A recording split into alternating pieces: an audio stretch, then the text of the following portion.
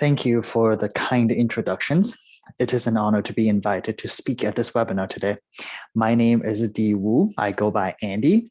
I am an MD PhD student at St. Louis University School of Medicine in the lab of Dr. Rajiv Arora. And today I will talk about our work on estrogen loss leads to memory T cell activation to cause osteoporosis. Osteoporosis affects an estimated 200 million people worldwide. We know that aging causes bone loss in both men and women. However, in women, there is an acute phase of bone loss that occurs post-menopause, corresponding to an increased incidence of fragility fractures. This is a significant concern because half of the women over the age of 50 are affected by osteoporosis, and patients with low BMD only have a 50% one-year survival after experiencing a fracture. So we can't really talk about osteoporosis without talking about bone remodeling. Bone remodeling is a process that occurs throughout life, and it is carried out by the coordinated and coupled actions between the bone-forming osteoblast and the bone-resorbing osteoclast. Osteoblasts can become osteocytes, which sense mechanical loading and initiate bone remodeling by regulating osteoblasts through sclerostin, and osteoclast through rank ligand. Uncoupled bone resorption is fundamental to the pathogenesis of osteoporosis.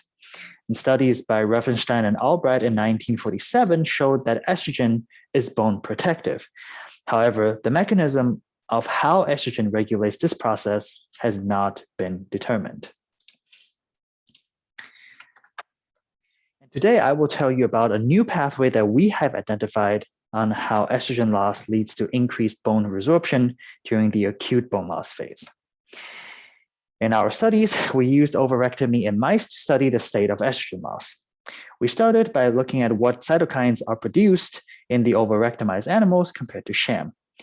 We sorted bone marrow cells into CD45 positive myeloid cells and CD45 negative stromal cells. Using qPCR, we compared the full change of cytokine expression. Except for TNF-alpha, CD45 positive cells are the major producers of these cytokines. Amongst all of these that we examined, IL-15 is the least well characterized.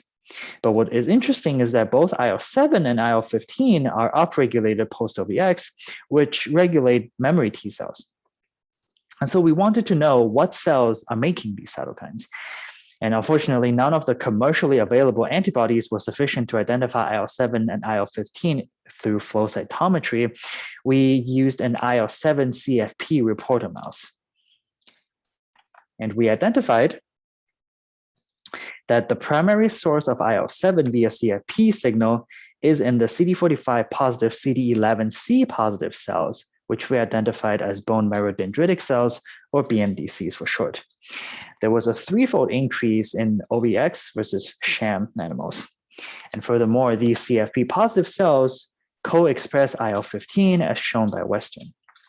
And because we used flushed bone marrow cells for flow cytometry, we wanted to demonstrate this increased expression in situ using immunofluorescence. And we see not only is there an increase in CD11C positive cells post-OVX, but there's also an increase in CD11C, IL-7, and IL-15 triple positive cells. These data showed that BMDCs are the primary source of IL-7 and IL-15. Next, we wanted to address how estrogen regulated these BMDCs. So we isolated them and treated them with estrogen in vitro and showed that there is an increased expression of FasL ligand. This indicates that estrogen promotes cell death via FasL ligand interaction, and indeed, this is shown here via a Nexin 5 staining. When we gave estrogen replacement treatment to ovarectomized animals, the number of CFP positive BMDCs reduced to sham levels, and there is a corresponding increase of FasL ligand expression. In situ tunnel staining showed an increased apoptosis of CD11C positive cells in the estrogen repleted animals. So these experiments together show that estrogen regulates BMDC lifespan through the induction of apoptosis via FAS ligand interaction. As mentioned before, IL-7 and IL-15 regulate memory T cell development and maintenance. So next we focused on understanding the effects of these two cytokines.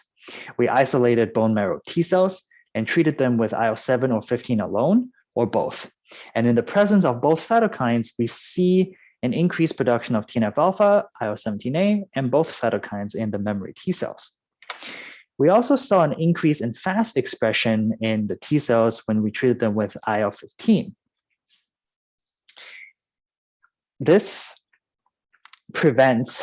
We think this prevents the expansion of memory T cells through FAS and FAS ligand interaction, where the FAS ligand is expressed on the BMDCs. We then co-culture BMDCs with T cells, with or without estrogen. And in the absence of estrogen, we see an expansion of memory T cells, followed by the production of TNF-alpha and IL-17A. An estrogen replacement therapy reduced, or in this case, prevented the expansion of these memory T cells, as we can see here. These data showed that BMDCs maintain memory T cells through IL-7 and 15, but also through the induction of FAS via IL-15 to prevent the expansion. So based on what I have shown so far, this is our proposed model in which in estrogen-repleted animals, estrogen limit the lifespan of BMDCs through FAS ligand, resulting in a limited amount of IL-7 and 15, which IL-15 in this case induces expression of FAS on memory T cells, and together they prevent the expansion and maintain the survival of memory T cells. In estrogen-depleted conditions, BMDC lose the expression of FAS ligand, they live longer, and as a result, there is more IL-7 and 15, resulting in the proliferation of memory T cells, and then a subset of them become activated and acquire an effector memory T cell phenotype, which produce TNF-alpha and IL-17A. Both of these cytokines have been shown to increase osteoclastogenesis and favor bone resorption, which eventually leads to osteoporosis.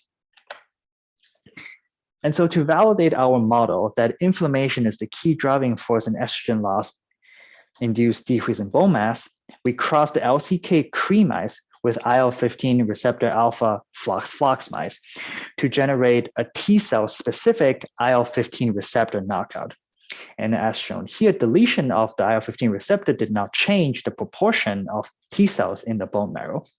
But when we overrectomized these animals, there was no longer an expansion of memory T cells as seen with the heterozygous control animals. We also do not see the production of TNF-alpha and IL-17A in the knockout mice compared to the heterozygous controls. So there is no TNF-alpha and IL-17A being produced, and in this case, what's happening in the bone? We expect there to be less bone resorption, and indeed, there was no statistical decrease in bone volume per tissue volume, nor in bone mineral density. Representative images of micro-CT showed significantly less trabecular bone loss in the knockout animals compared to their heterozygote litter-mate controls. We confirmed this biochemically by measuring serum CTX. And in the heterozygous control animals, as we expect, there's increased serum CTX reflecting increased bone resorption up to 35 days post-OVX. Whereas in the homozygous knockout animals, there was no detectable increase in serum CTX. So these experiments together demonstrate that in the absence of a response to IL-15, which is required for memory T cell activation, there's no memory T cell activation, there's no production of TNF-alpha and IL-17A, and as a result, there is no bone loss, which shows that inflammation is the direct cause leading to the increased and uncoupled bone resorption.